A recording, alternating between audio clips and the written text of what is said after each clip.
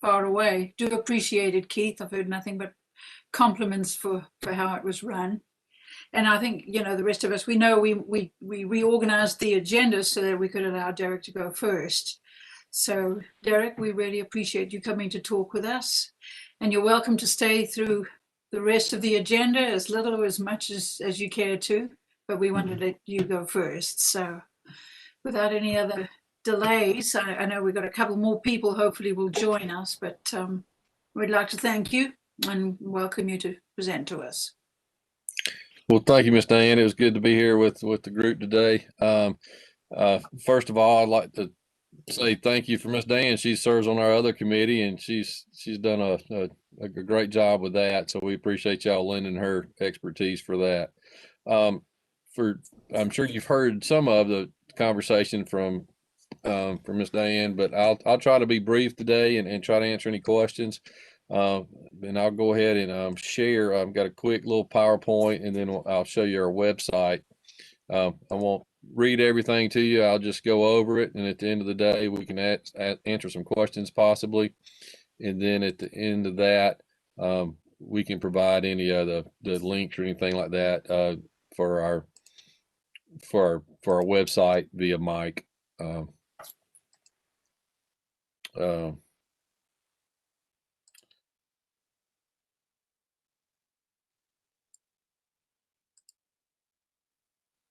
And my computer wants to act up, of course.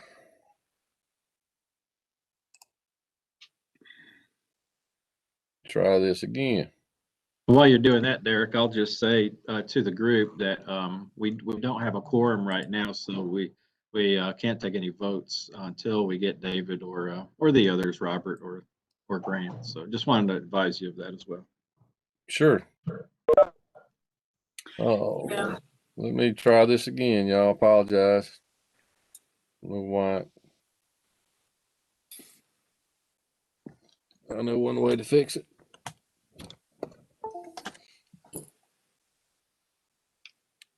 We'll start again.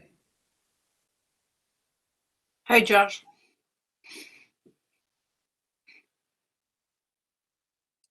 Good afternoon, everybody. Good to see everybody.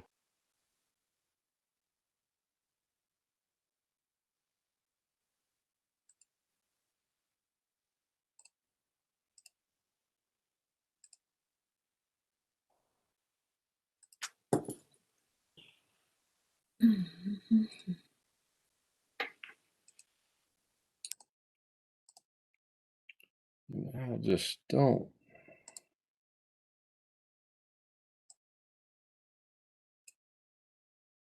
We'll do it this way. Can everybody see my slides? Yeah. Okay. Well, we'll move on.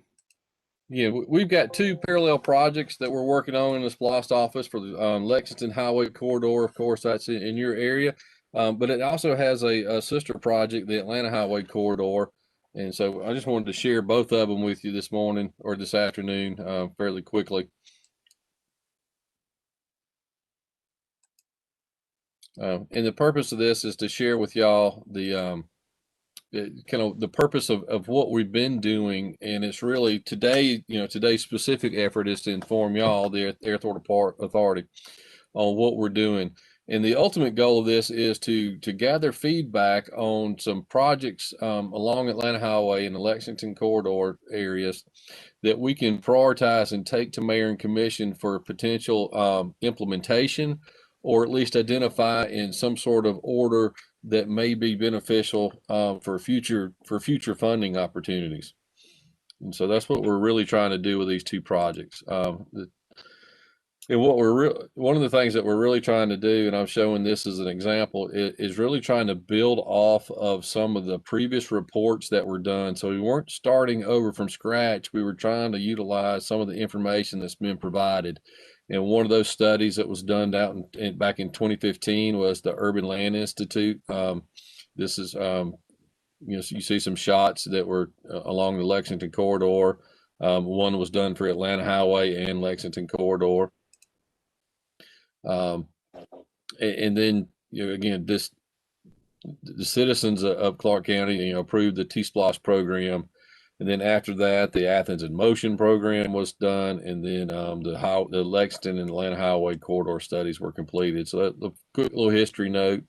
Of course, the Athens in Motion plan really is driven by a vision for bike ped and walkable communities. And so that information has been factored in. And then more specifically, there was actual two corridor studies that were done that identified particular projects. And we tried to utilize some of that, not just take it verbatim, but tried to utilize some of that in a way that we could build off of it and build off of some of the previous work that was done. And again, just one of the things that we've done is, we went out for some public engagement last year just to kind of get a sense of the project list. If it was on, we developed a project list with the user groups and with some of staff consideration, and tried to develop a broad list that covered multiple topics. We just didn't focus on a intersection or transit or bike ped. We created a broader breadth of particular projects so we could get feedback. One for general purposes, what it may be trending, if you would, with the citizens, and then two, specifically try to get some feedback on some projects that were previously mentioned in some of the earlier studies. I think a lot of times we study something and put it on a shelf, and then the next time there's some funding available, we don't utilize that previous work. And so that's what we're really trying to do. Of some of those projects, especially along Lexington corridor, of course, the airport, of course, had a new entry road and a presence from Lexington, and those, we can they all have elements of the Urban Land Institute component, the AIM study, and the corridor components. And you can see most of the projects we did, we tried to compare those previous studies to a project that may be beneficial to the community currently. And so there's several on there, several bus stop sidewalk connectivities. There actually might be a bus stop that's in a certain location, but there's no sidewalk connectivity to that bus stop.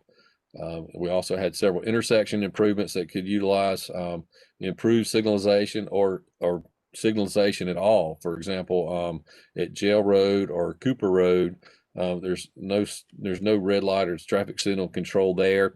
We know through some of the studies and some of the traffic information that we have is, people are concerned with the speed through some of those areas. It's a long way to go before someone could cross the road comfortably at a stop control or traffic signal control intersection instead of just running across.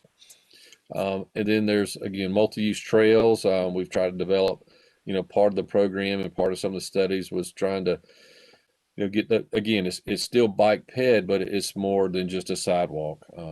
And then, of course, there's absence of sidewalk along a large portion of the Lexington corridor, especially from Winterville Road out to Cherokee Gaines School Road. So there's some hit and miss places that's got some sidewalk in there. We believe that the majority, because of the ownership properties of large part of the area that's onto the north side of the road is owned by the government. But there's several residential and business community properties on the south side. So we've really kind of concentrated the side. What you see here is the sidewalk gap. And then, of course, we've got some signage projects. One is just a present sign for the airport monument on Lexington. That one's a little different. If we did do an entry road on Lexington, we could put a sign there. But this one we really kind of targeted down at the bottom of, I think it's runway 2. But it's the one that, basically what you see from Lexington Road, what you can see. So maybe in the corner, maybe up towards Lowe's or somewhere like that, gives a presence and really identifies the airport, but gives it some branding, if you would, on Lexington Highway. And then I'm happy to report the airport wayfinding signs. While it was a low cost, we identified that working with Mike and identified those as really being an immediate impact project, something that really needed to be done now for a couple reasons. And we're glad. I believe it was 19 signs that we had put up, and they're just the traditional, airport, with the arrow signs. But we think that was an easy, low-hanging fruit, and we were happy to be able to participate with that. And Mayor Commission allowed us to do that. So I think that's going to be highly impactful, actually, when the DOT project begins. Oh, that's the wrong slide. Here we go. This is the Lexington corridor slide. It's just kind of an overview of projects that we have. It's a static drawing, but you can see up in the left-hand corner, kind of a square box that we've identified. That all that work is being done, even though it was identified in the corridor studies for that intersection improvement. That work is being done by the Department of Transportation. And so we took it out of anything that we wanted to consider because it was already funded or to be funded under a project from the state. And while I'm on this slide, I'll be happy to report that, take it with a grain of salt, but happy to report that that work has been bid out and we anticipate it to start up this summer. So going back to those intersection or the wayfinding signs, when all this is under construction for the next, 30 to 36 months, trying to get around this area is going to be a lot more difficult. So hence we're glad to participate in the getting the other wayfinding signs put up. But as you can see here, we've got several different types of projects. This is a broader compassing map. Again, you see the Barnett Shoals map and some stuff, and some connectivity down to Barnett Shoals Road. We're not anticipating any of that work. It's not on our project list. Most of our work along Lexington is really concentrated along the main corridor.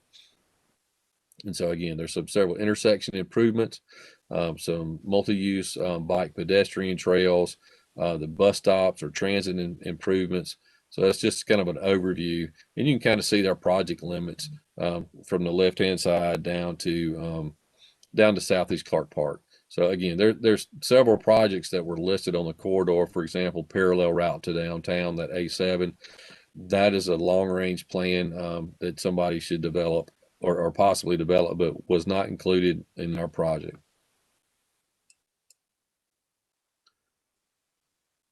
I apologize, I've recycled some slides so you can see here where it says same as Atlanta Highway. But on our web page, and I can share that with you in just a moment, but on our web page, there is an interactive map. It shows kind of the different types of projects. It has some instructions on there, what the project budget is and how people can help. And that's one of the things that we wanted to impress upon y'all today is participation on that. This is just a drill down of a potential type of project and just a conceptual graphic. This would be installing a red light at County Farm Road and Jail Road here, or Jail Road rather. And so one of the things that does is people think, oh, it's just traffic. But what it also does is allow for better pedestrian crossings, safer pedestrian crossings across the road. And then as the red light signal, it goes through the phases, of course, under a red or yellow condition, it would start slowing people down. So there's multiple benefits for that. I will remind everybody this is a state highway, so anything that we do has to meet and be approved by the Department of Transportation.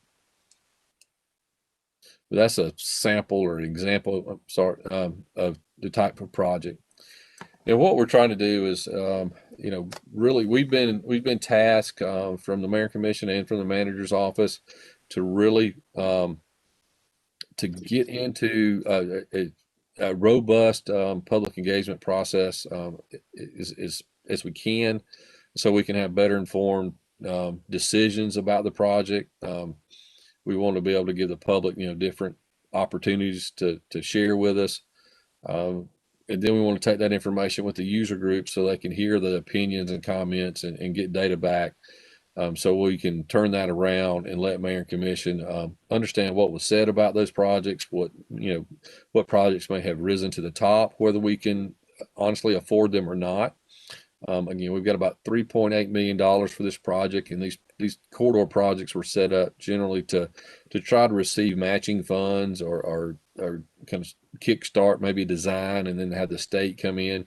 However, there are a lot of local projects we could do with the local money. Again, sidewalks, bus stop improvements, some of that type of information.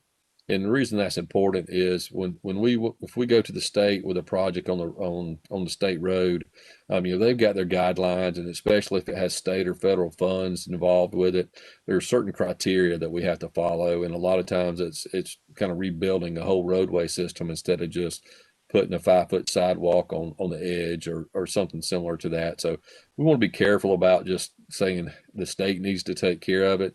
While it is a state road, there's still limitations and funding limitations and part of the process that goes through that sometimes it's just better to tackle locally. Some of our public engagement sessions that we've got our ACC website and our story maps going. We'll be utilizing some of the social media and government platforms. We're scheduling and hope to have this list finalized for our in-person sessions. We want to have what we call traditional drop-in sessions, and it's my understanding y'all have been gracious to, and Mike I think has been gracious to host a drop-in session for us, and then we'll have would have boards and meeting materials there so people could come in after work and kind of walk through and talk to somebody. We know COVID has kind of put a damper or lessen some of these types of events, but we believe that we can do so in large rooms and large spaces, and even actually outside if we need to have sessions and tables. Of course, keep some distance from people and wear a mask, but we think we can do that in a safe manner. And then there are other opportunities in person, or what we call pop-up tents or tables. For example, we may go to Lowe's on a Saturday morning and have some information there. And while we might not be able to go through the whole website with somebody right there while they're picking up their 2x4s or Walmart, then we could share with them a pamphlet or something to take home so they could get on the website and educate themselves about it and do a survey. And then, of course, there's always other partnership opportunities. Once the neighborhood leader program, church civic groups, those are the things that we'll ask you to do. For example, if you're in your Sunday school class and share with them that, hey, this opportunity, we know some people live in the area or they potentially work or shop in the Atlanta highway corridor area. Clarke County's large enough that we can spread out, but it's not so large that we don't end up traveling to both sides of town. So the user reference is wanted as well. And then if you have water and sewer, of course you'll probably see we'll have a little insert or a little clip in our Public Utility Quarterly. We've been talking to some other organizations as well, as you can see, trying to get the word out as best we can. And from a timing standpoint, we were a little late getting out on the February 1st date. That was our target, but we are out. We have a public, our website is up. We're actually trying to massage a few things to make it a little more intuitive right now. But it's really set up truly for somebody that wants to go through the program, kind of educate themselves and provide some feedback. But we want to do that and host this online and our in-persons through the mid-April, and then come back with user group and be able to deliberate that for a June, July cycle or a July, August cycle with Mayor and Commission. So that's kind of our general timeline of where we want things to be. There's just some next steps, just trying to get things finalized. This slide here just kind of shares, there's some in past activities that we've done and future activities. It's just a nice little kind of target where we can see where, at things that we have completed and where we're at in our overall schedule. Mm-hmm. And with that, I'm going to try to change out to our webpage. So if you go to the Splost web page, there's a T-Splost 2018 tab, and Lexington Highway is Project 14. It's fairly easy to find, but we can send the direct links to Mike, and he can share with the group. Not a problem. We can do that offline. But you can come in, how to use the story map. That's a fancy word, a website of how these things are programmed today. There's an overview page. It does have an interactive map that you can see kind of all the projects, have a little tag on it, has an overview of kind of some of the projects that you see. Down the left-hand side, it has a different, you could jump straight to that type of project. So it's interactive in multiple ways. So you can jump straight to a particular project of your interest on the left. And then we also have these tabs at the top. So if you just wanted to see the specific projects that the airport was involved with or had some connectivity to, you hit that tab and you can see we've got order of magnitude cost. We don't want people getting hung up too much on that, but some people want to know roughly what those projects cost. And since we're in the definitely in the conceptual design stage, we want to just give a range or an order of magnitude. So L1 would just be the standalone sign down here near Lowe's that you can see at the bottom corner. And L2 is a new entry road from Lexington. Again, these are conceptual drawings. You can see where if you did L2 or if L2 was described to move forward with, there's an entrance there. The county owns the majority of that property. You have a roadway system around to the west of the end of the airport, back up through the quarry and kind of tying back in on the side streets down there behind the I forget the name of the street at the Lions Road. Yes, ma'am. Lions Road, thank you. And then you've also got an opportunity to kind of what I call this little, leg or hook leg coming off of L2 to the east on the south side. That's the property that is owned by the county and is part of the future commercial terminal site. So you could have a interactivity between the two campuses without having to get on a main road. It would be internally controlled or connected rather. And so it does a couple things. It just, again, provides some opportunity and opens up the campus, if that project was selected. There's a couple ways that you can activate, if you would. If you click on the sign or click on the blue tab, you can go straight to it has a little pop-up here on the side. You can kind of, right there. It gives you a little more information. It's got a static sheet, if you would, something if you wanted to print off. Here's an attachment, and then you can hit that survey to make a specific comment about that project. There's also under the tabs, there's rank these projects with the airport only being 2. You could go on. It brings up a survey. It's got it. This is the part of the survey that we're working on, and sometimes it's a little it's not quite as intuitive as we want to, but we're working with our team to try to get it a little better. So if you select a topic as your one, it automatically moves up and everything else slides down. But since you see only 2, an L1 and L2, it just kind of flips positions. So it probably a bad example of how to slide things up, but you just grab it and slide it up. And if you're doing it on your phone, you actually have, and this is another thing that's a little not as intuitive. If you're doing it on your phone, it is a mobile platform, but you have to put your finger on these three lines to make it slide. So we're trying to get some better instructions put up, and these are things that are just kind of come to light recently.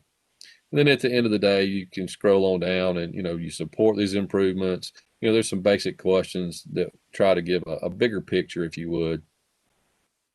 And so that's some of the information that we've got going on. And let's see. I won't fill it out.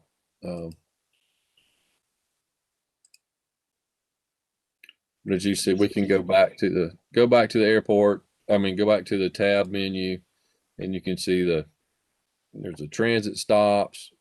There's the intersection improvements. and bike and pedestrian improvements. So all of these, it's a lot. If you're just trying to find I just want this particular project, there's a lot of information here. And honestly, I'll share with you that, it's a struggle, and I'm sure every survey goes through this, is how to educate the people to properly educate them to get to the point that all the data is good and well thought out. And then you have to balance that with the person that wants to participate but may not want to spend the time that that some other ones may. So we're trying to get it to, there's all avenues of participation. And so this is where some of the information will be provided that we will pull back to the user group, and we'll pull back and go through that data and bring it back to the user group, kind of try to process it, and then be able to give mayor and commission a recommendation. The good thing about all those projects are they were potentially, or not potentially, or already on some sort of list. So regardless, if you're one that you may support the most may fall in not as favorable. However, in my mind, rest assured that all these projects are worthwhile and are needed for some community benefit, or it's been on like I said, it's been on a list, and we're not trying to recreate the wheel. We're trying to identify projects that have been there, assets that need to be put in place for several reasons. And so hopefully that's a kind of a quick overview, and be happy to try to answer any questions, or I see Manager Edwards is on. If he feels like I've missed something, I'm happy to let him share as well. Okay. I would like to say that on the last map that you had, if you saw the Satterfield Trail and also I think the Lexington Trail, the Satterfield and Lexington, that whole trail system is basically where, when we get grant money to do the fencing project, without having to, fence the entire perimeter of the property, we would do pretty much where that trail is. And when we do that project, we'll come in and we'll grade it probably 12 feet wide, and then put a fence, in the middle. And so at that point in time, I mean, it'll be ready for whatever.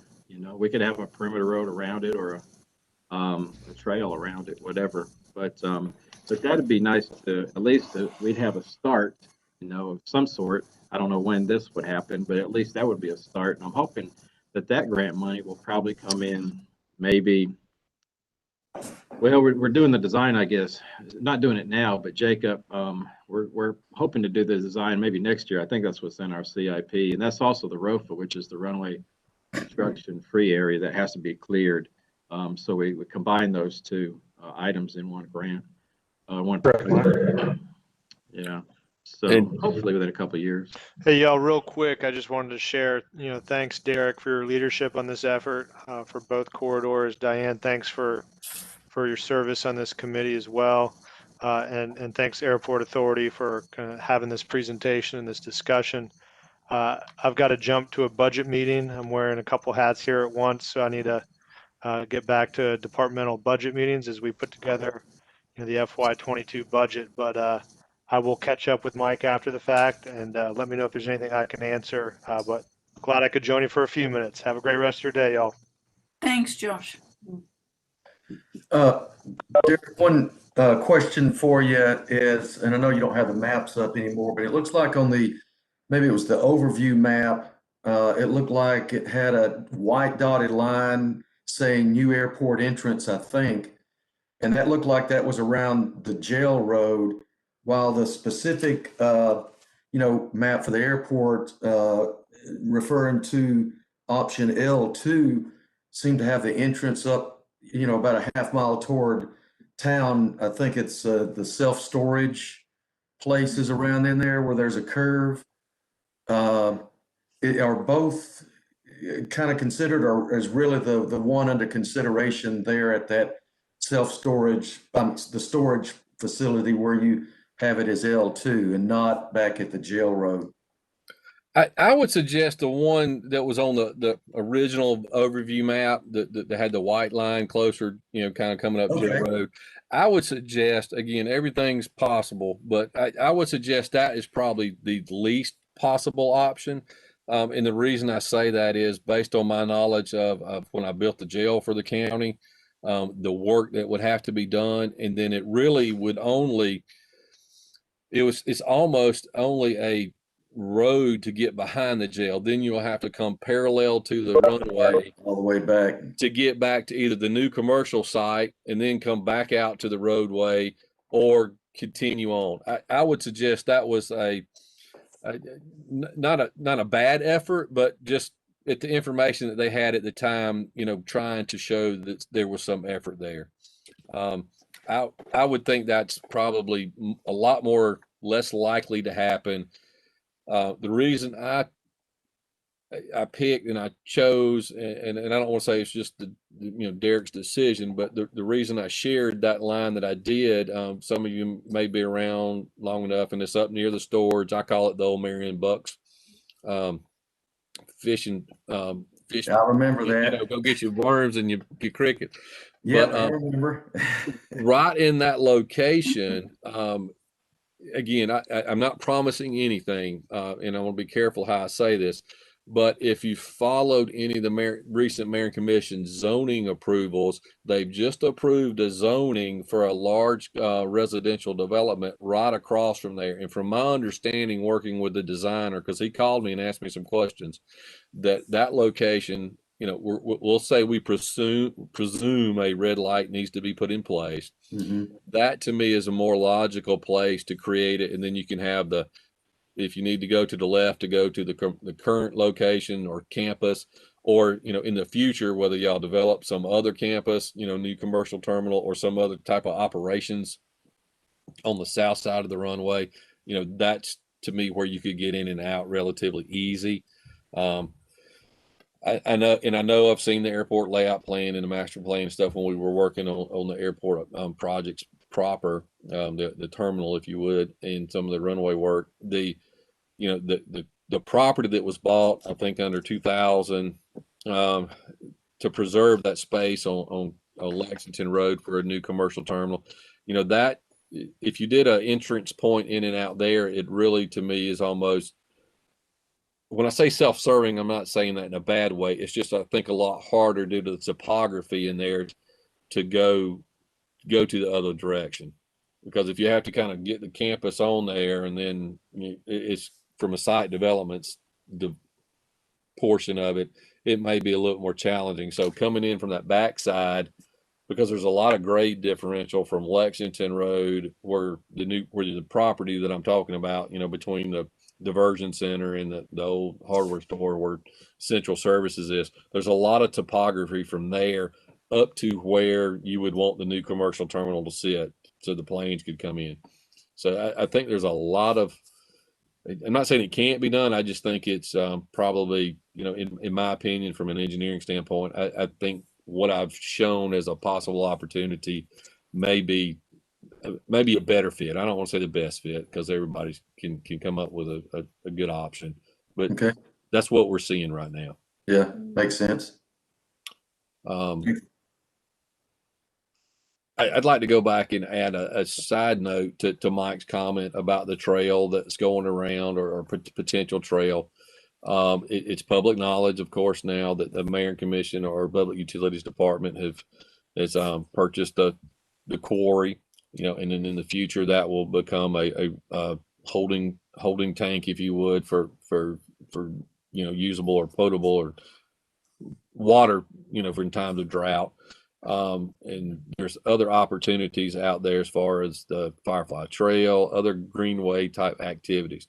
One of the things that I did talk to Mike about early on, or I say early on, was kind of showing a trail around the edge or coming from Satterfield. Again, these are they're probably ancillary benefits to the airport itself, but we talked about, kids are still kids. If a mom and dad can take Johnny and Jill out to the ballpark and walk along the trail and kind of get over there and, see planes take off and leave, that builds interest. There's educational kind of components to that. And then I also shared with Mike, eventually, if there's a loop around the trail or some type of connectivity, again, it's probably not the only reason you would do this, but it's a benefit would be, if you've got commercial pilots coming in or telling their clients where they want to come, if they have a place to land and they know their customer or their business is, whoever gets off the plane is going to a meeting or some other type of activity for, 4 or 6 hours. I know y'all provide a courtesy car so they can go get some lunch. I'm just talking about a pilot, for example. They could go get a courtesy car, they could do that. But if they're waiting there, and they have some off time, they can get out and exercise. There's a, they need to stay in shape. They need to do that. If they can do some of those activities, again, this might seem pie in the sky, but if they can do some of those activities, that makes a decision of, oh, do you want to fly into Athens or one of the neighboring communities and get your car? If a pilot or somebody can say, I want to go to Athens because I can get my workout in, I can do something else. I don't feel like I'm just kind of stuck in the pilot lounge. And I'm not trying to say that negatively, but it gives just a little bit more benefit, and which may increase traffic, which may increase revenues for the airport. Well, yeah, that's a good point. Kind of back with your baseball kind of comparison there, and all local kids, it kind of helps integrate the airport in with the community. Just kind of a small step to do that. That makes sense. Yeah, we're still interested in, doing, and we've talked about it, doing a park, for kids. Greenville has one. We want to look at that. Yeah. But, maybe as you do that, Greenville has some stations that explain aviation, and how airplanes work and how this engine works or what this does, and I mean, I can see a lot of possibilities for that. And then have a little area where you possibly could have, nice little kiddie park or something like that. But yeah, and we know, again, going back to some of the other studies like the AIM report and some of the other ones, there's the desire and to get out and be able to move, on a bike or walk to work or commute or just ride and not have to be on the corridor or on the highway part itself. And doing the type of work that we do, we just know that if you wanted to widen Lexington Road, I mean, that's not just the real estate that you would have to obtain or businesses that have to be displaced, that, there's utilities, there's so many ancillary items that just cost and make it so hard to, it's just hard to find all that funding. So if, we could take a path and sneak it up there a little bit closer to the fence line, if you would, again, you get the benefit of, somebody going to see the planes or somebody just moving east to west without having to be in a roadway, or, there's just compounding things that are benefits. plus people will know there's an airport here, maybe. Yeah. The sign would help. Absolutely. Yeah. Well, any other questions, comments? Hi, Robert. See you there. I wanted to ask you, Derek, and just in general, one of the things we talked about in the user group was how people, if they had questions, they could contact you. I just wondered in general, I saw one, but if you'd had other people contacting you for questions or concerns about, giving their feedback on the website, navigating, etc. Well, we've had a couple comments regarding the website deployment, and again, it's a tool. It's the tool that we have to use. So we're working on what kind of adjustments we can make to make that better. Yeah. Part of that is when I say corporately, that's just it's a government platform, so we don't have as many tools. Or we're trying to use one tool that benefits multiple departments is what I'm trying to say, instead of having each department having their own. So we're working through that to try to get it to a better spot. And again, it's when you talk to the world of public engagement and PR, there's the whole, it seems like we have come full circle on a lot of it. And what I mean by that is you start with the notion that somebody's going to take a survey and they're not going to educate themselves. So is that data any good? Well, they participated, but is that data any good? And then you go through this whole, well, let's figure out how we can educate them the best we can.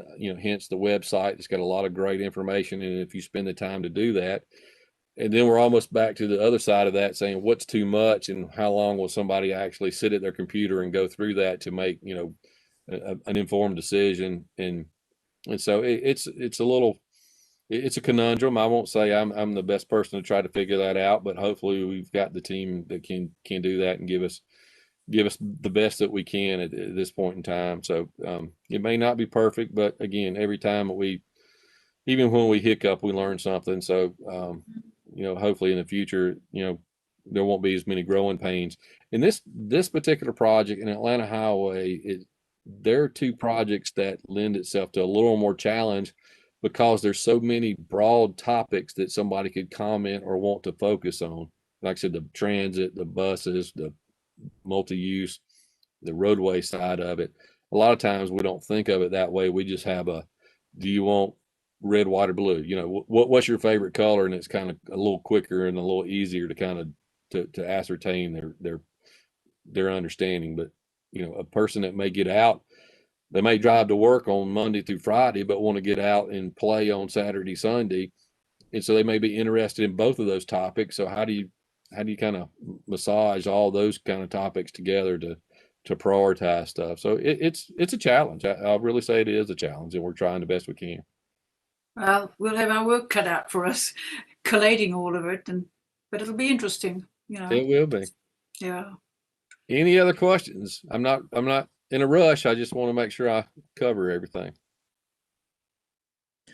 Well, just thinking about if we can do the trail all the way from, the trail that goes from downtown to the airport, we'd have something Atlanta wouldn't have, and that's that someone could go from downtown Athens to the airport about 2 miles on a bike or walk, and you can't do that in Atlanta. No, you can't. I mean, that would be kind of a future type of a nice option, it seems like. So might be a small number of people to do that, but still it's kind of nice. So that's actually what we did talk about in some of those user group meetings with Todd Miller, about that configuration of the trails, that if we got our way and they were eventually all connected, you could actually connect the airport little park area and the terminal building, Firefly Trail, Quarry, all the way downtown, without going on the highway. Exactly. So, yeah. Well, thank you so much, Derek. I look forward to the next months. They're going to be hard work, but, I'm game for it, as you know. And I do update the airport authority every month and ongoing. So we appreciate you coming. And thank you for your time. Heeds the reminders to, put in your public input as citizens. We all really need to, so. Okay. Well, I appreciate y'all having me. And I'll when I get off, I'll send the links again to Mike, so we'll just have them fresh on top of his email. He can distribute them. Okay. I'll do it. I appreciate you so much. Thank you. Thanks Appreciate again. it. Thank y'all. Have a good day. Thanks. All right. See you later. Okay. Feel free to stay if you want, Derek. I know you're busy. Okay, well, hey, Robert. I guess we do have a quorum now, Mike. We do. We do. So on our reshuffled agenda, I guess, first let me just say I'm really glad Derek, came to talk with us. Mike, did you want to say anything about just as a follow-up, the issue of the drop-in session that you've invited? Yeah, they had contacted Angela, and I think Angela's working with them to get them into the commercial building. And so we'll get them in there whenever whenever they're ready, and kind of excited about them coming here and thinking about us, but and I'm excited about the possibilities too. So we'll see. So are we going to have it in the event room? Right, in the event room. That's correct. Yeah, so it's big enough. And he said normally, it's a shame he said, but normally they don't have a lot of people participate or come in. I mean, we hope for a lot, but you know, they can stagger them and keep their distance in line and that kind of thing. So yeah, there's easy ways to get in, and then you can easily go to the side, you know, get out through the side doors so they're not crisscrossing. So it should work out fine. Well, he's told us, the members of the user group, that, you know, they'll rope us in to sort of be on hand. So obviously I'll volunteer for this one and or others, you know, to just speak to the projects in general, all of them, you know, so. Yeah. All right, well, shall we move on to the next item? Okay. Okay, we have the minutes from the January meeting. Do you want to do the financials first or the minutes? It doesn't matter to me. Oh, you can go ahead and do the minutes. All right. Yeah. Angela sent those out to everybody, and I hope you've had a chance to look at them. They were written in her usual succinct, organized manner. I only see one little item. She needs to add an S to Josh's surname at the top of the page. I don't know if anybody else, if you have any other changes or comments to add. Did you say you had a change, you say? Josh's name, Edwards, needs an S on Edwards, Oh, that's on Edwards. where she has the airport listing, just at the top of the page. Okay. Okay. That's it. Yeah. She's writing it down. Yeah. I didn't see anything else. Anybody else have any changes or comments to add, edits? No? Okay. Well, could I hear a motion to approve the minutes with that one change then? Keith. Okay. Second? Liz? Okay, thank you. All right, all in favor? Say aye. Aye. Aye. Against, anybody? Abstentions? No? All right. Approved with that one change, unanimous. Okay. Thank you for that. All right then, Mike, I guess we can move on to the reports that you're going to give. All righty. Well, thank you. So here in front of you, we've got the financial report for January 2021. Looking at the sales, the revenue, our avgas was 34,000. Jet fuel, 111. Still below projection, of course, but slowly increasing each month as we get to operations. You'll see that. Leases remain about the same. The concessions the same. The airport fees, they're doing real well. What can I say? We've got the college basketball in full swing, and that's really some good revenue for us each year. Is the college basketball. This past weekend, we had college basketball, and then we also had a swim meet here in town, and that brought in some good traffic as well. But as I was telling some of the folks earlier, this past weekend was nice. We had some good VFR flights, general aviation flights. A lot of them just want to get out because the weather was good. So we had a tremendous weekend to the point where we were having to park airplanes wherever we could, you know, in a strategic manner, but along the fence line, you know, in our tie down area. So it was good. And I hope that's, you know, a sign of good things to come. But I do see an increase, like I say, in traffic. I had a little meeting with 4 other airport managers last week, and we discussed some of our traffic, and they're starting to see some traffic as well. General aviation is starting to pick back up. Corporate, you know, our corporate is still down some, but you know, we've got the college teams here, so you know that kind of helps us. But corporate at other airports is still down, but it's slowly picking back up again. Looking at the cost of goods, we had fairly good month as far as trying to save money. Our maintenance, as you can see, was down, but that number also includes our power bill as well. So, but I did have a talk with our maintenance person. He does a great job for us and watching his expenses recently. So he's helping out where he can. Airport services, that's our customer service and our operations side, and then airport administration. So we're, if you look at the revenues versus expenses, again, the total revenues minus the expenses, we got 63,000. That does not include depreciation. I always point that out, but I think we did a wonderful job. And I think this month is well on its way to being a great month as well. Once college basketball is over, though, I'll warn you, it kind of slows down for us.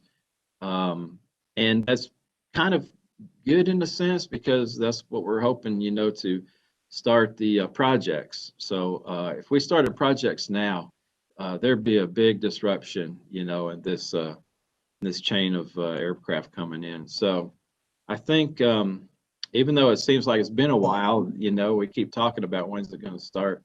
I think that the start date for this project is probably going to hit perfect for us, when college basketball is over. We do have, baseball coming on, but they don't fly as much. And then some other things, soccer, I think, flies. Definitely want to try to, and we will, wrap our head around the football season when that starts. And I know that the project will be going on at that point in time. So I'll just discuss that, and logistics later on that. So coming on down to our avgas gallons, you can see that it is increasing. Jet A gallons increasing. Our operations increasing. So, I'm happy with the numbers increasing. It's small numbers. I mean, it's just a couple hundred, but still, it's going in the right direction. So let me see. Well, on that, Mike, you've gone from the airport, just looking back all the way to kind of mid-pandemic time when it was worse, right? Like around July, August. Right. It's things have come up a long way since then. So they haven't they? Have. And again, we were lucky, in the couple months that we had some additional activity from Gwinnett, that helped us in a time where, we were slowly increasing. That really bumped us up good. So that made our year look good so far too. Let's go to this chart first, operations. So here's a chart on our operations. January, climbing, doing good. Actual month, 3157, actual year to date, and then our annual budget. I think we're getting close to hitting it. If you can see it there. So I'm optimistic on that one. Fuel sales. Here's our Jet A graph, and again, slowly increasing. September, October were the better months this year so far, but this month, if you take away September, October, this is the better month, January, and I'm hoping February will be the same too. Now again, when we get to, I don't know, a little after March, maybe April and May, that'll be coming down a little bit.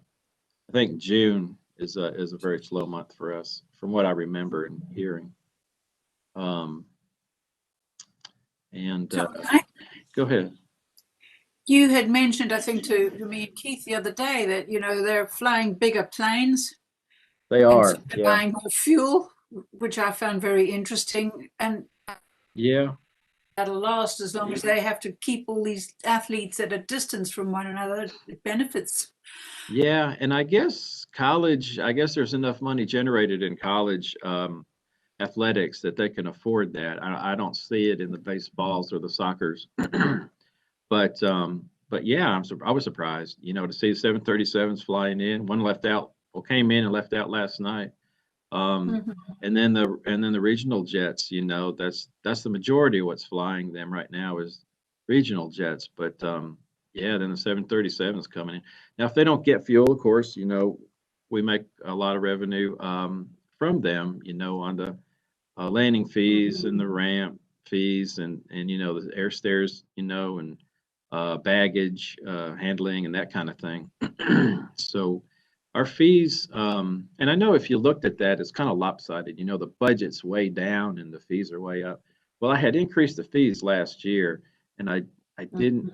I think I did the budget prior after doing the fees, and so this year it should be more in sync as to what our fees are actually showing, so it won't be so lopsided. But yeah, I mean it's been really good for us. It's been really good. And then here's the jet. Oh, I'm sorry, this is the avgas. It's the avgas one. Slowly increasing. Talking with Angela yesterday, the weekend, like I say, it was a great weekend for avgas. We have, I don't know how many line items are on this piece of paper that we fill out that, if we fuel an airplane, we put down the N number, the type, how much we put in. Well, there's a lot of line items on one sheet, and they went through multiple sheets. So it was quite a weekend. I wish we'd had more of those too, and possibly we will. Then I'm going to go back to this, and I'm going to let Les talk through this one. He had created the key financial ratios, and I think it's a good chart. I want to continue to use it, but I asked Les if he could talk through it. Go ahead, Les.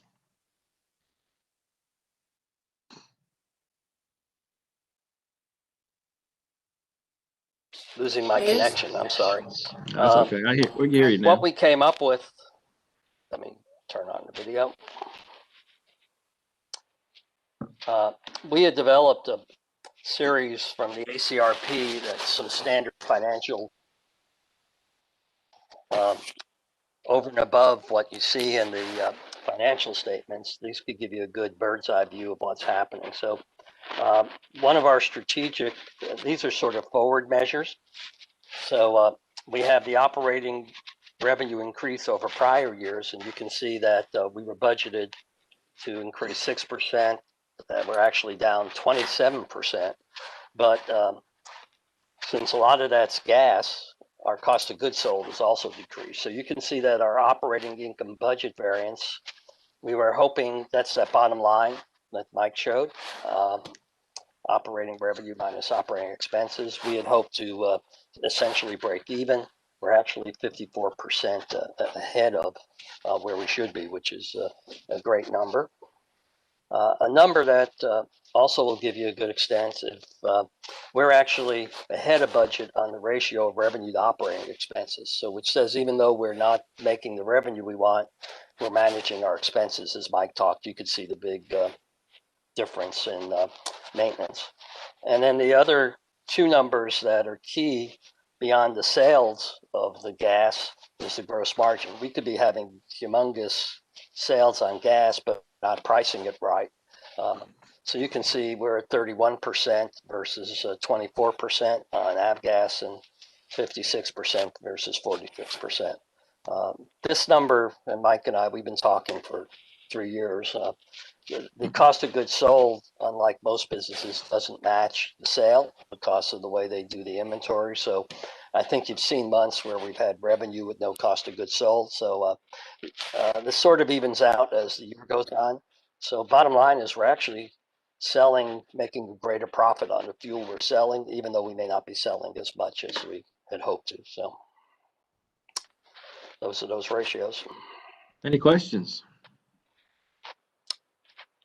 Any questions? Or? All right. All right, I'll move on to capital improvement project updates. We've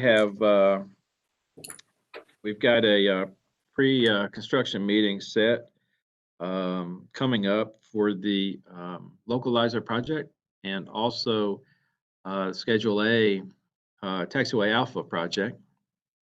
And so we'll be getting started hopefully soon on that. Jacob will be there, of course, and all his folks. Then also, as I reported last meeting, I had got word that that we're going to get. It's about $6 million.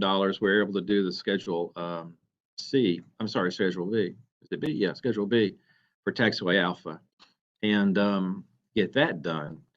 So Jacob's been scrambling, to get his paperwork in order, and I think we're still waiting on GDOT to send their paperwork as well.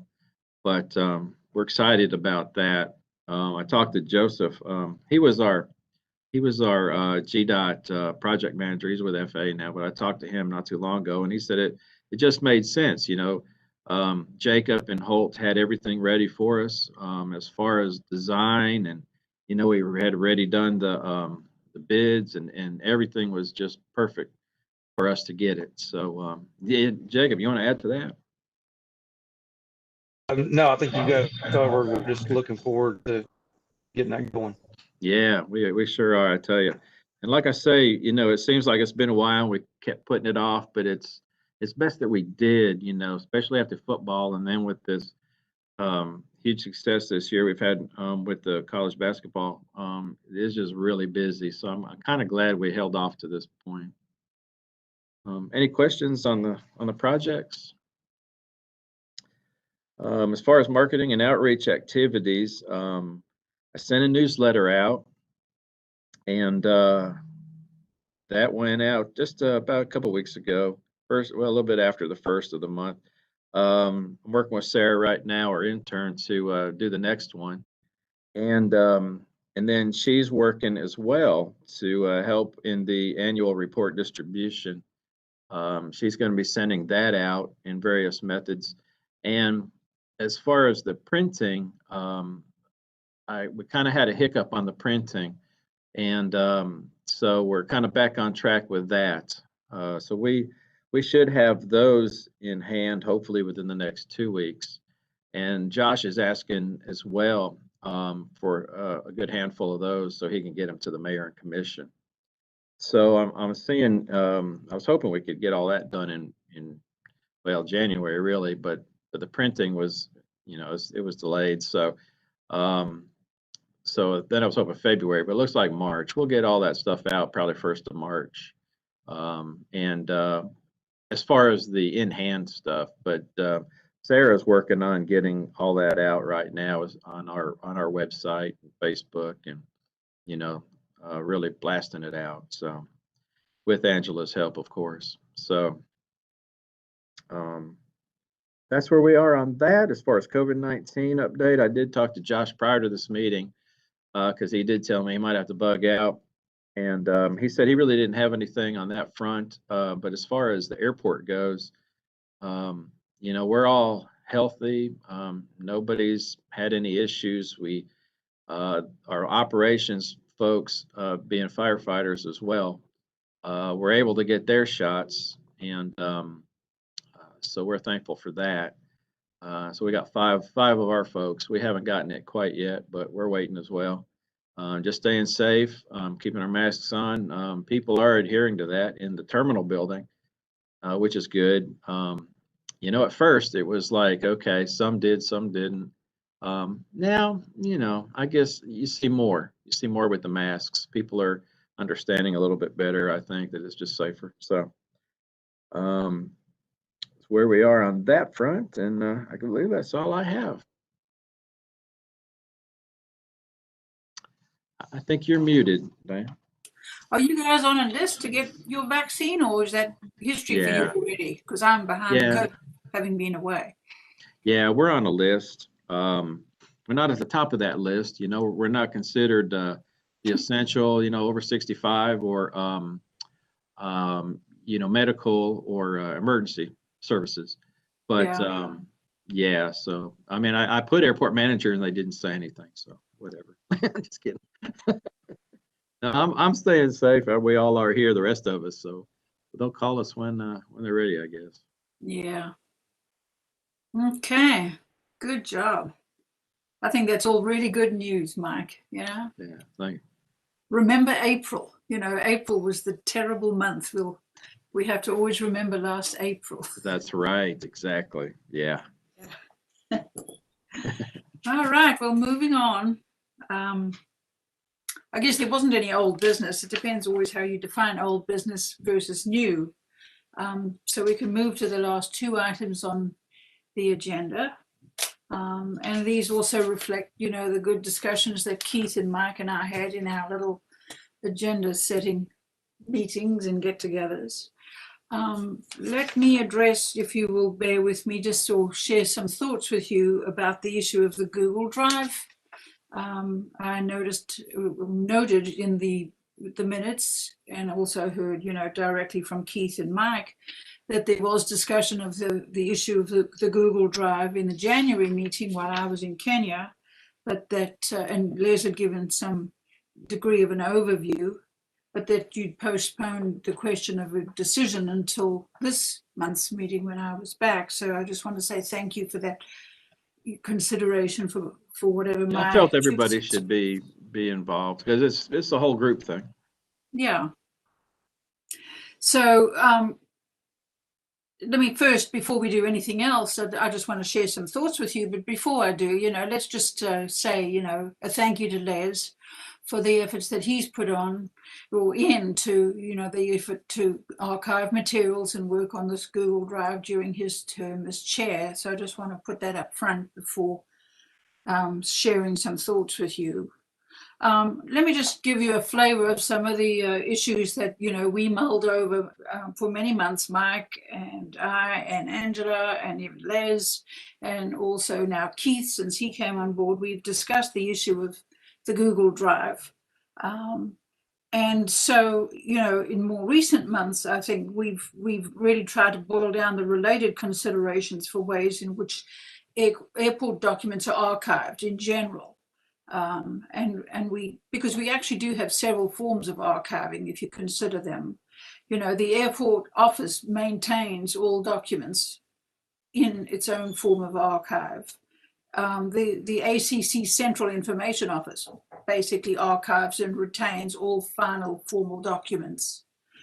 I'm sure you do, just as I do, and that is I keep my own personal archive on this big machine, which is also something. And then we've had the Google Drive for archiving documents that Les set up during his term. So that's important when we think about where we're going next.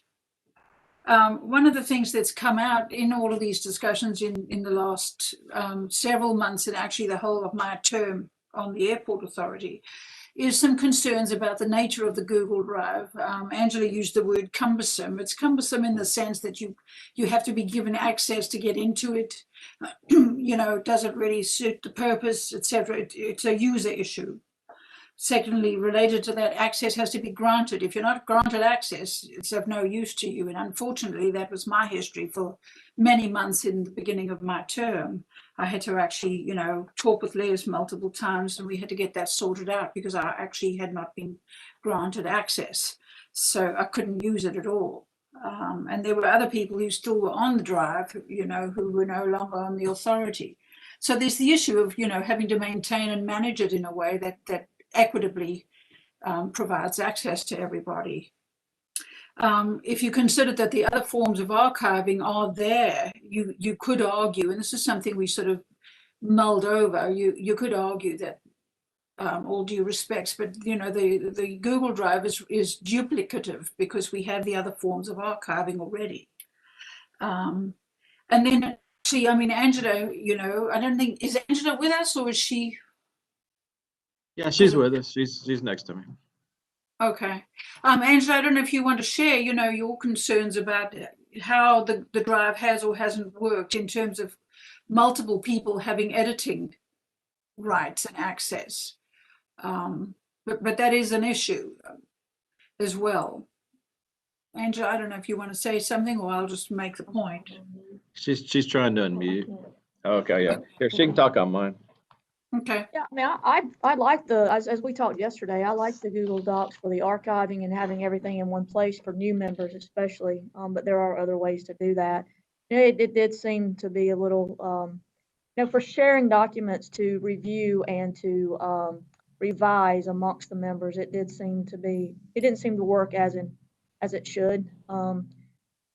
Just because you just have to be familiar with Google Docs, and I just think it was, you know, just something that if you're not familiar with it, which I really wasn't until we started doing this, it can be a little difficult to navigate upon, if you're trying to share information for reviewing and revising purposes. But archiving and having things in one location, I think, it does do that. It does do that. Okay. Yeah, but the issue again is, if you have multiple people with access, you can never be totally sure that it's a final formal document. Right. If somebody has editing rights, even if you can say, well, nobody's going to go and do that, but you can't be absolutely sure. So Right. that is also another issue. So I'm just trying to give you a flavor of our discussions here, in light of these sort of issues. Mike and Keith and I, in particular, recently have had the discussion about basically discontinuing the use of the Google Drive as an archive form for those reasons. And basically we came to what Mike called an administrative decision to basically say that we would discontinue the use of the drive, mindful that the airport office and the ACC central office already have archives of final formal documents. And in addition, we would set up an external hard drive to serve as a backup, if you like, of final formal documents. So, at the time, that is the flavor of what our discussions were, and I'm comfortable with that. I did ask whether we need to have that as a vote or not. Mike, you indicated that it basically is an administrative decision. Yeah, it was something, that was just administrative when we did it. And, if you're all in agreement, then we'll just make that administrative again and do it. Yeah. Now, what I would do is simply, go into it and make sure that I print off the list of every document that's in the Google Drive and double check with Angela to make sure that every one of those documents is, in her office drive. And then we'll set up an external hard drive as a backup. But I think, I'm always mindful of the fact that, an archive needs to be something that is intact and basically secure, in the sense that you don't have to worry about anybody going in and editing it. It's there. And if they are preliminary documents, like when we do the updating of the strategic initiatives documents, every one of those may be archived, but they would be archived with a clear date saying this was the February or the January 2021 version. In that sense, it is intact and formal and finished. Go ahead. To that point too, and I think you touched on this, was that when we do put documents on our computer systems here at the airport, it is embedded in Athens-Clarke County. So if we have a fire here, and forbid, or something, we lose everything. We get a brand new computer that can download everything, back onto our computers. Yeah. I mean, I know Google Drive was a lot like that too, but who knows, what's going to happen to Google, but probably nothing. They got lots of money, but anyway, it is safe. And that's what I'm trying to just let you know, that if something did happen, we could retrieve it easily. Yeah, and I think that several of us, Keith, you've said the same, that your practice kind of resembles mine, and that it's everything we do. We have our own personal archive, if you like, where we label and date everything, so on. So, without any further ado, that was the flavor of the discussions that we've had, and the sort of decision that we came to. And if there's any other comment about it, I think we should hear it now and then move on. I think, as I said, I'd like to start out by saying thank you to Les for the efforts he put in. It's an ongoing thing, how we deal with this. And I'm more comfortable with something that is an inviolate, fixed version of an archive, rather than one that demands access, and editing, because then you do not have 100% security that every document is final and fixed. So I think, okay. I think one of the things we're saying then, if we're in agreement, is that between Mike and Angela, if we have a document like the bylaws, which are very important, where we need to make sure we have a master copy somewhere that Mike, Angela would save that probably to a central location, would always know that was the master copy. So if there's certain documents where we want to have airport master copies, that they would have those. And ACC has network drives where everything's backed up and all that. So those documents would be secured, right? Yeah, and I think that's a good example because actually, like the bylaws, since we've just undergone that updating and revision, there are two previous versions, if not at least two previous versions of the bylaws as revised initially on those dates, which are also now saved and archived, so that we have the record of what they looked like initially. I'm going in or everybody's going in and out. Yeah, you My were signal kind of must be bad. hesitant a little bit there. I think it's back though. Are you back? Yeah, okay. Okay. I was think we're just all saying good. that on an important thing like the bylaws, all those prior versions previously approved, there was the 2018 one, and then prior to that, are also archived. So we're secure in knowing they're there, just like the one we've just finished. So that was the second last item on our revised, reorganized agenda. If there's anything else to say, if not, we can move on to the last item, which is just a small one. With your agreement? Yeah. I think your solution doesn't address access, and that was the purpose of Google Drive. If I wanted, you're a new member. If you are on the Air Service Development Committee and wanted to see the prior study that was done in 2013, the fact is we can't get access as authority members to any of the ACC documents. So how, enabling legislation, there's tons of documents out there that may have occurred before an authority member joined. And so now it becomes a question of access. And the other issue on, we were going to fix this. It takes no effort to make most of these read-only, no editing. But I think the solution, if I came on board and wanted to see a financial statement from 4 years ago before I was on the authority, it's not going to be possible for an authority member to get it without sending Angela or Mike a request. And that's been the problem, is that ACC Gov, and it's the same issue with email, is that ACC Gov, and Mike and then Josh and I have talked about this, not only our authority, but you need documents, and we're not provided access to the ACC Gov computer system. So it's the question of access that I don't think the solution addresses. Mike, do you want to comment? Sure. I hear what Les is saying, and it's true. We can't. You guys can't access what we have then. I mean, we have it. It'll be archived. It'll be safe. And if somebody does want something, they can come to us, and we can certainly get it. It's kind of the way it was in the past, actually. And if somebody wanted anything, I know that one thing. I've been here 2.5 years, and one thing that created the Google Drive, if I'm not mistaken, Les, when we had an authority member that loved information, and there was so much information coming at us. I mean, it was good information, don't get me wrong, but it was a lot of information. And so at that point, we thought, okay, we need to find a place to put this information. But honestly, and I'm hearing both of you, I don't know how many people have actually gone to that information, but it is there. But with that said, if you decide to go this route, we can do it. We can do it. Oh, I'm just suggesting that and I'm not being defensive, it's the issue of access is going to be given up, and there's going to be a need for people to go back and look at stuff.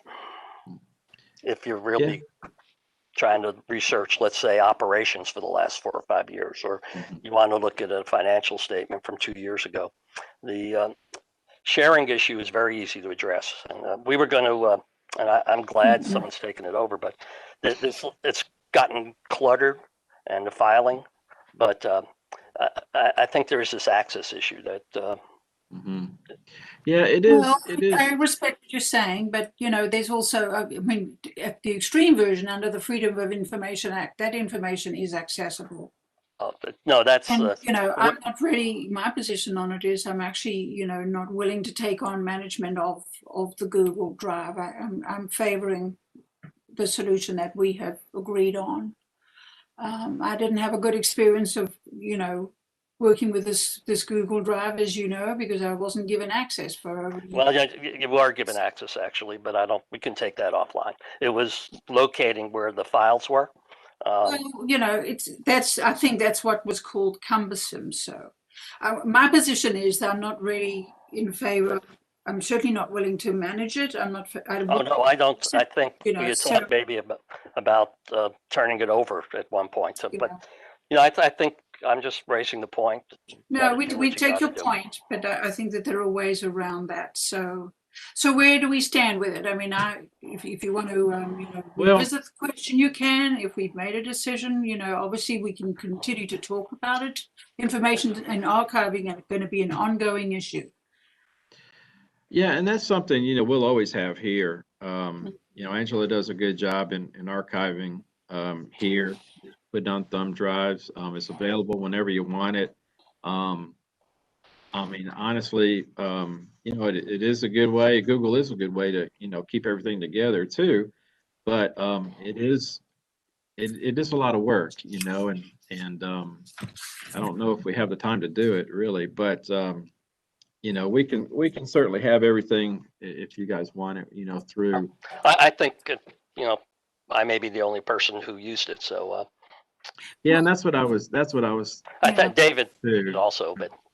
Yeah, there wasn't very many that I know had used it, and I kind of weighed that as well. When I was trying to think this through, it's easy for us to get it, download it, boom, it's there. And if you guys want it, hey, just let us know. But I was just trying to think of it, the easiest way to do it on our end too, because honestly, I mean, your time is great while you're here, and you do a great job. But 4 8 years, then you're gone, and then I've been doing this for 20 something years, and I see it. Then the next person comes in, and it's different. So if we can just have a set way of doing it that we know how to do, and we're comfortable doing, then it works best for us. And then if you want anything, just let us know. Okay. It seems like, I guess, I don't know the norm with boards versus the management, but it would seem that, Mike, with what you just said, our board members, we're coming and going and all that, and these files need to be centralized, and also something that you're able to efficiently, use and all of that.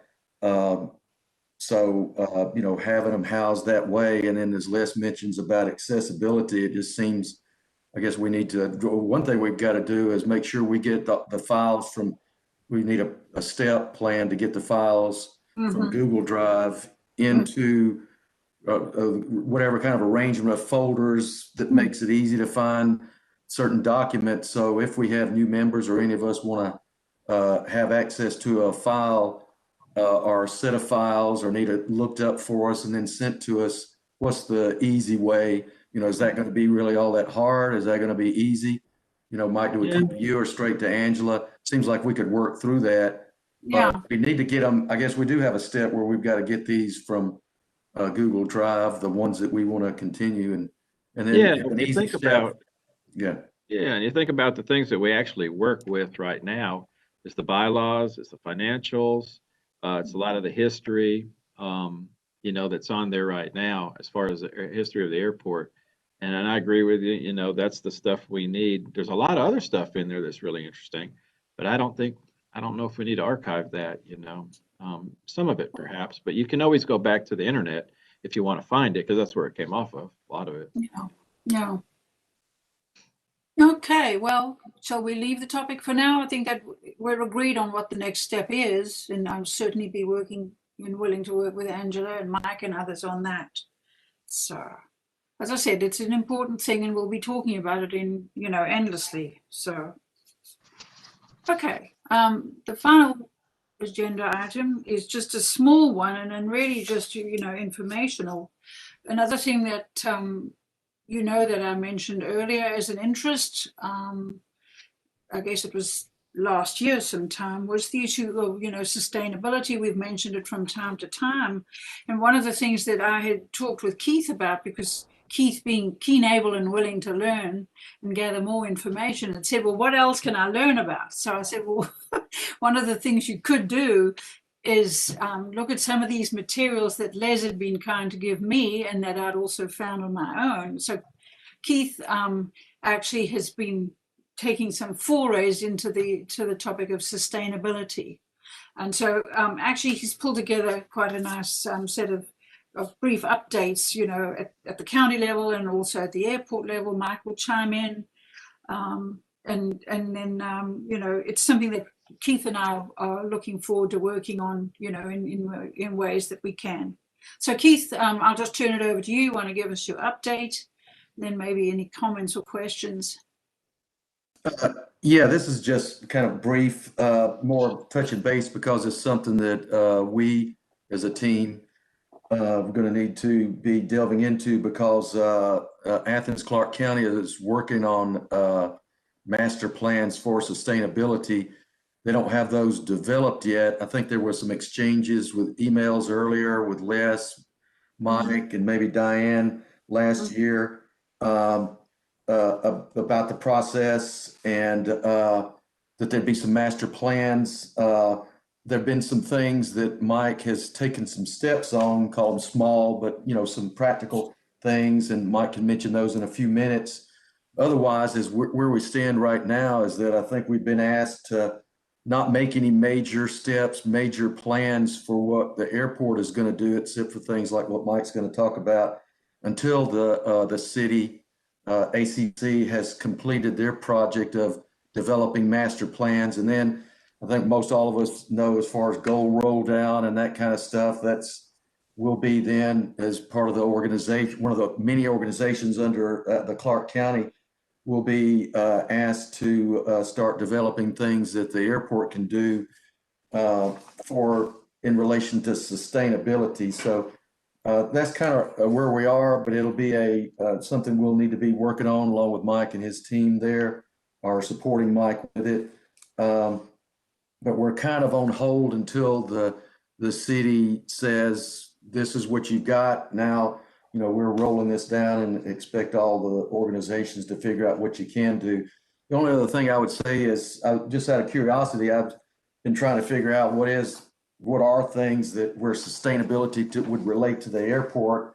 And I looked at FAA's website regarding sustainability, and I won't get into a lot of stuff now, but I saw where it's interesting that Gulfport Biloxi International Airport in Mississippi has a 28-page plan with all of their things that they're doing with sustainability.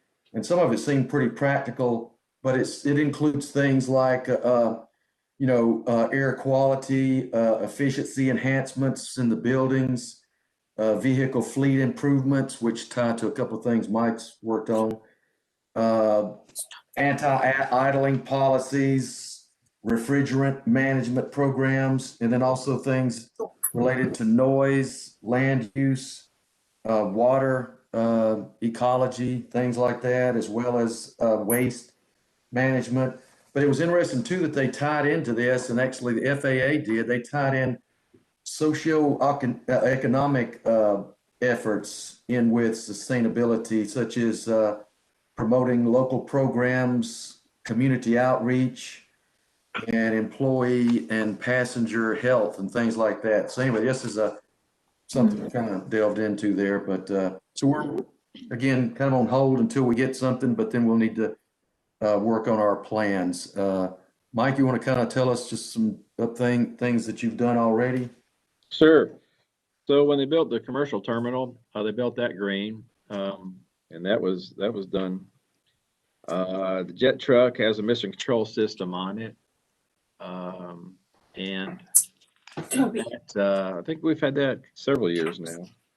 The manager's car, which we got just last year, that runs mostly on electric with engine backup. So we've got that. So we're slowly doing what we can, as we get new items and new things, trying to see where we can, better ourselves. But yeah, and I'll just add to Keith's point that last time we did check, Athens-Clarke County, they did say that things were, because of COVID, things were on hold right now. But they do plan on picking it back up. And then when they do, they're going to start looking at it, and then we'll get more involved. But right now it's still kind of on a hold.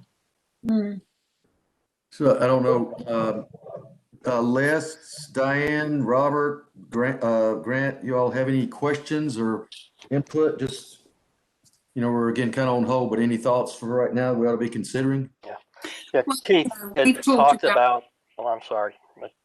Go ahead, Les, then I'll. Yeah, we had talked about a good first step that we might even be able to get an intern from would be to establish a baseline. This is not committing to any programs, but anything you're going to do, this could be an interesting project. And I'm terrible with names, but the fellow who used to be in charge, who's now Central Services, it's easy to get a intern from some branch of UGA. It's actually a big sustainability office, and they'd love to see interns, no charge. And we had talked maybe about getting a baseline established. You're going to need that no matter what you do. And, well, actually, that is something we talked about. Liz is correct. And actually, what we need to do with that is look ahead, because they assign their interns, for the next semester. So they're already assigned for this semester. So we're looking at fall or the following spring. And, my only comment, like I've shared with Keith and with Mike, and I think Les, is the idea down the road, once we get the green light from ACC, would be to do a carbon footprint of the airport property. Because even though they've got their countywide plan, which they are still in the very early stages of doing, like you found, Keith, many other airports have got their own property, documented and established in terms of sustainability within the larger county or, government plan. And what's interesting is that, UGA is years ahead of them, because they already have a carbon footprint, and I sent you that information. Yes.